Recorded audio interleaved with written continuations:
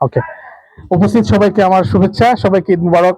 জনাব জুলফিকার আলী ভুট্টো সহ যারা গণ্যমান্য অতিথিরা আছেন, আমি শুধু একটা কথা বলবো যে সবাইকে যে ক্লাসে 1 নাম্বার হতে হবে এটা না, কিন্তু আমাদের সবাইকে পড়াশোনা ঠিক রাখতে হবে এবং পড়াশোনার পাশাপাশি নিজের একটা স্বপ্ন থাকতে হবে। স্বপ্ন মানে আমি কেউ ভালো খেলোয়াড় হতে চাই, কেউ ভালো গায়ক হতে চাবে, কেউ ভালো আর্টিস্ট হতে চাবে, কেউ ভালো ছবি আঁকতে চায়।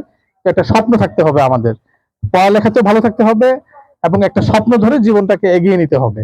তাহলে আমরা নিজ নিজ যেটা আমার স্বপ্ন বা শখ, সেটাতে আমি সফল হতে পারবো যদি আমার এই ছোটবেলা থেকে আমাদের একটা স্বপ্ন থাকে।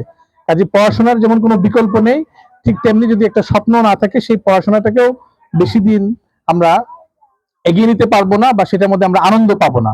কাজে তোমরা সবাই পড়াশোনার পাশাপাশি বই পড়বা এবং যার যেটা ভালো লাগে সেটাতে সে যেন 1 নাম্বার হয়, সেটার উপর তোমরা সবাই চেষ্টা করবা। এটা হচ্ছে তোমাদের প্রতি আমার একটা উপদেশ। আর সবাইকে অনেক অনেক শুভেচ্ছা, ধন্যবাদ।